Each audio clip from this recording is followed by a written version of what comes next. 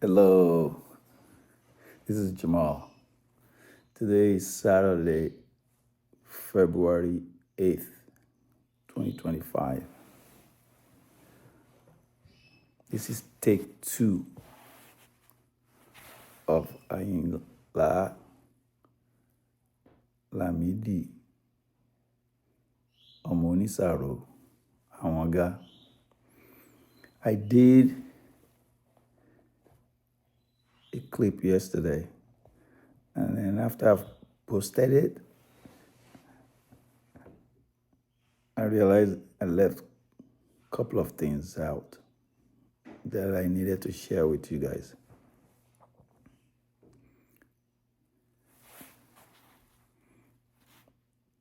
The first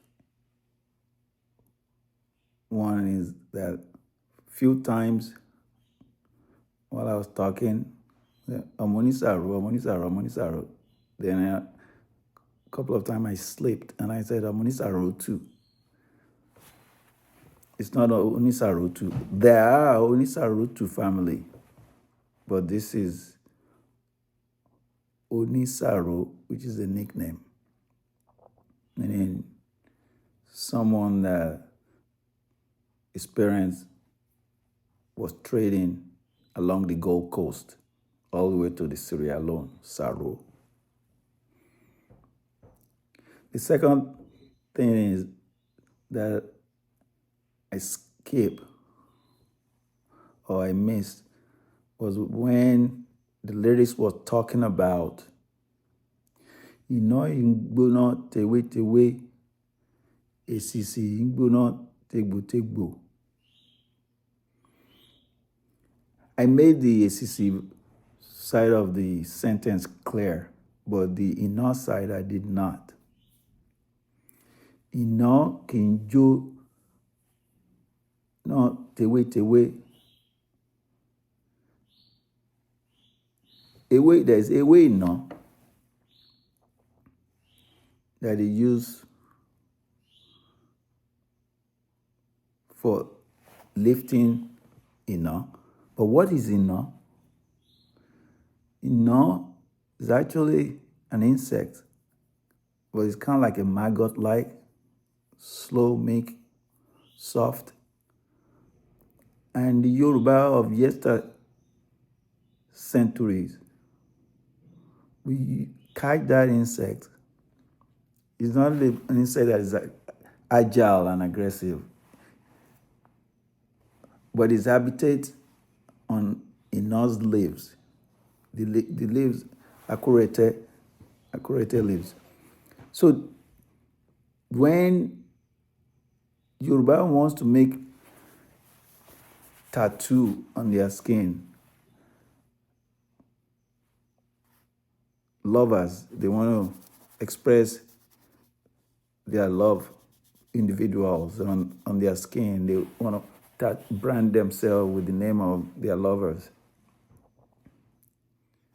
Females, she's in love, she wants to brand. And they say, Adio mi, or Aladiyo mi, or Aremu mi, Akande Ogo. So they use that maggot-like insect. When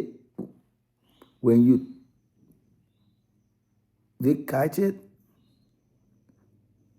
if you catch it raw and its pus or this liquid touches you, it burns.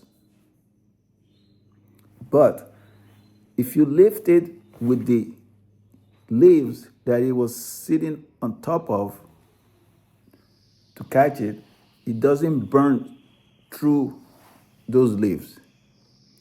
So in Yoruba, that's why Yoruba will say, iná kì í jó ní tewétewé.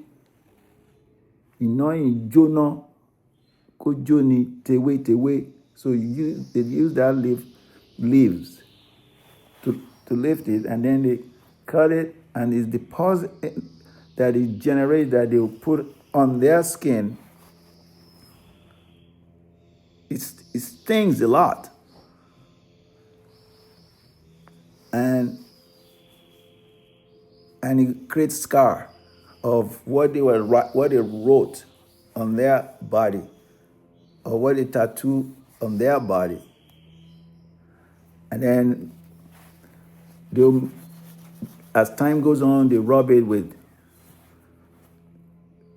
charcoals or other dark grind powderies to make it scar. And once it's scarred off, then scar dry up, it peeled off days later, then whatever the tattoo is right on their body or their arms or their legs or wherever they put the scar.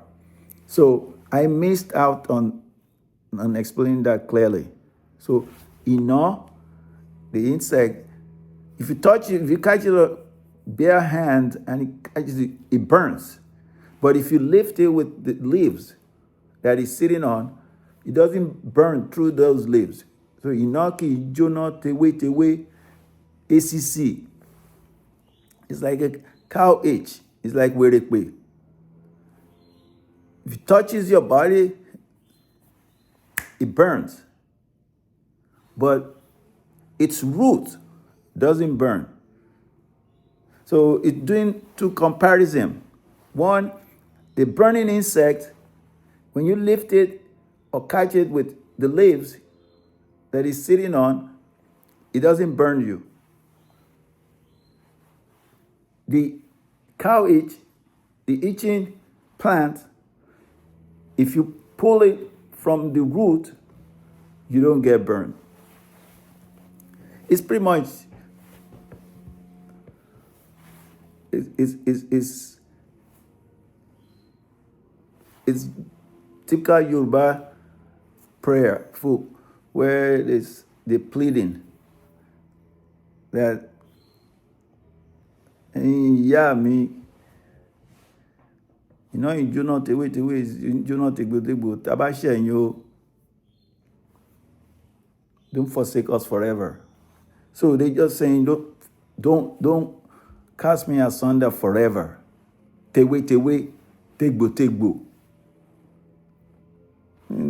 Leaves room for me to walk it back. Iná kì í jóná tewe, èsìsì kì í jóná tegbo. So one is insect, that they use for tattooing their body. It doesn't burn through the leaves that you use for harvesting it. ACC, the plant that has feathery, and once it touches you, it itches like crazy shit, right? That, if you harvesting it for whatever you want to use it for, medicinally, pull it from the root, you're still fine. As long as you don't touch the leaves part of it. So that's the lines, that line that Abibu used in that lyrics, that's what that meant. Iná kì í jóná tewe, èsìsì kì í jóná tegbo, ẹni pé okú á lọ́wọ́rọ́ kú o, ọbẹ̀ yìí mì ní bẹ̀lẹ̀ àgbà o. So now, the original Yoruba proverb, ọbẹ̀ kì í mì ní bẹ̀lẹ̀ àgbà, is ọbẹ̀ kì í mì ní ikùn àgbà. The soup is liquid. It doesn't spill from the tummy of an elder. Meaning, an elder is when you give them an important secret, they don't spill it like a youthful person would do or immature person would do. So those I wanted to cover for you guys. And the pus or the liquid that comes from that insect, Yoruba will call it OJ,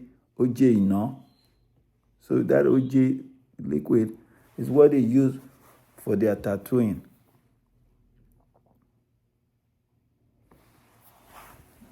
Let's hear the song one more time.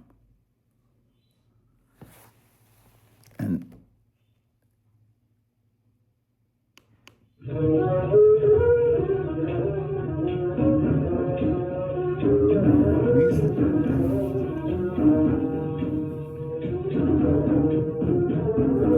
Jípọ́nlá obìnrin bá mọ̀ kú gbọ́dọ̀ Jípọ́nlá obìnrin bá mọ̀ kú tó pọ̀ bẹ́ẹ̀ gbọ́dọ̀ Jípọ́nlá aláwo ló máa mọ̀ ó.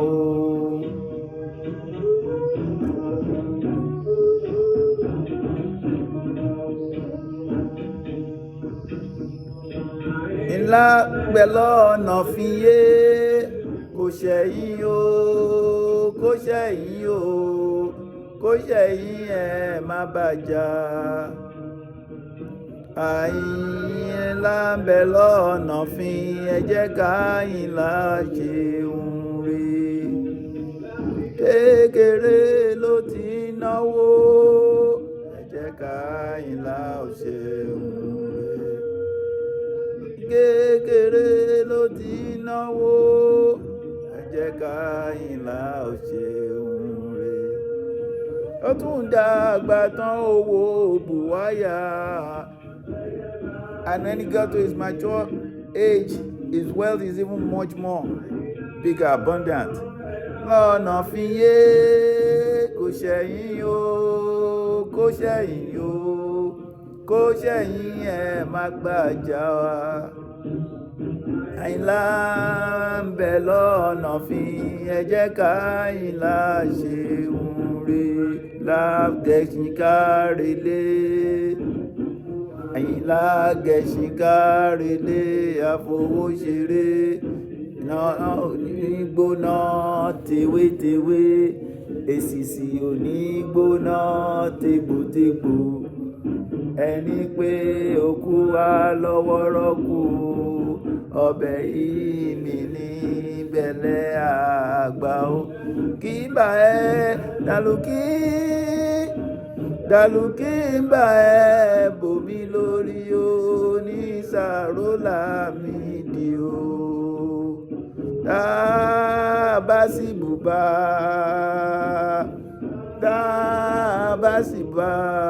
bàbá wọn o. A sì máa dẹ̀rẹ̀ Adìjà akitiyan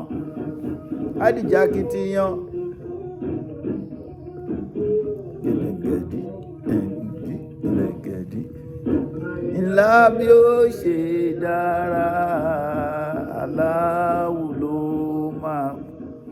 Adìjà akitiyan at the protracted fight, it becomes a protracted fight. They're provoking us, but then if you respond and curse them out and they curse also their father out, it becomes a protracted war, because then things will escalate.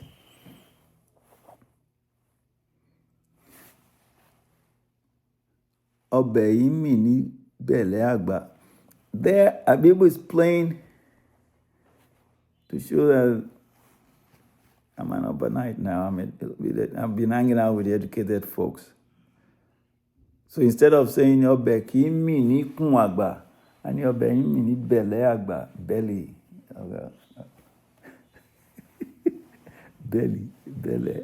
Belly àgbà. So sometimes it's all about socialization. When culture meets culture, things bend. So now you can see the impact of colonization in European language is now denting the local language on the ground. Ọbẹ̀ kì í mì ní kùn àgbà ó becomes ọbẹ̀ kì í mì ní bẹ̀lẹ̀ àgbà ó. Belly àgbà. So that's This recording was done. You could see the difference between it and when Lefty recycled. By the time Lefty recycled and did his recording, you could see that on the ground, the recording companies are now established in West Africa and Nigeria, and they now have studio. You can see the difference between the real studio recording and in the early 19th century where there's no really studio recording, just some ramshack or some tent that they were recording.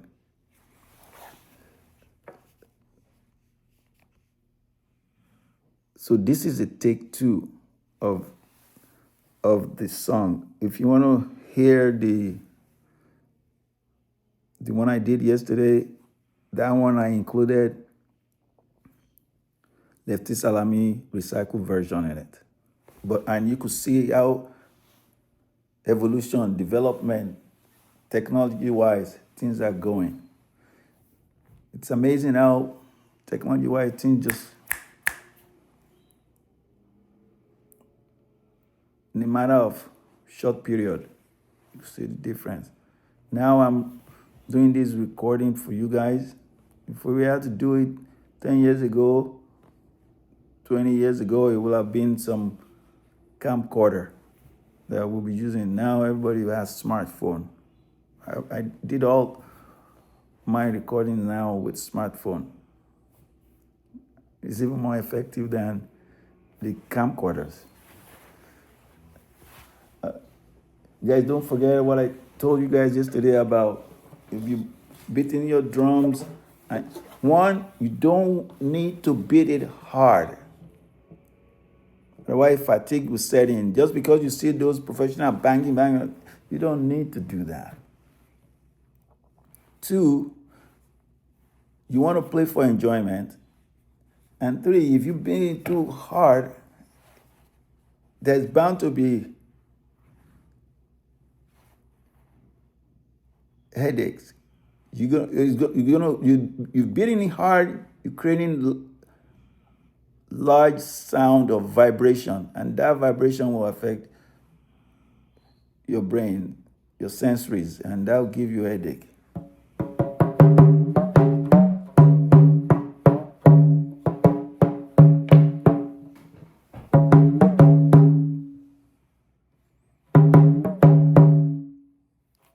That's loud enough. You don't need back. Mani baba.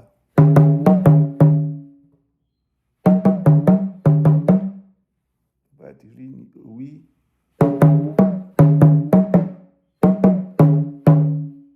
Like ìbọmọlẹ́rù kó má lè la or kó má lè rọ.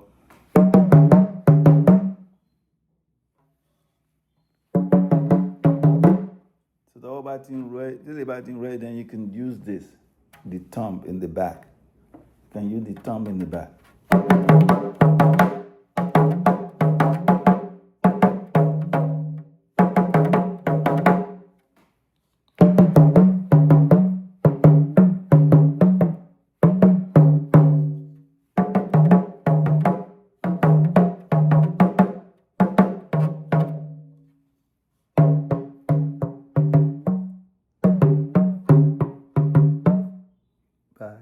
Bàdà bàrà wú, ó torí ọkà bàrà jẹ́.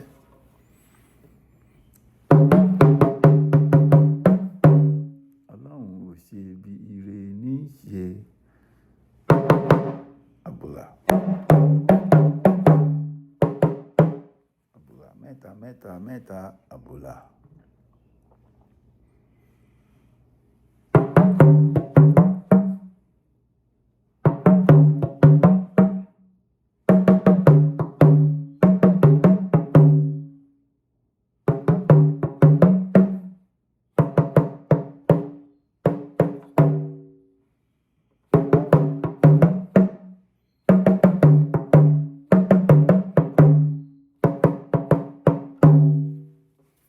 Guys, remain blessed. Leave comment if you have one. Peace.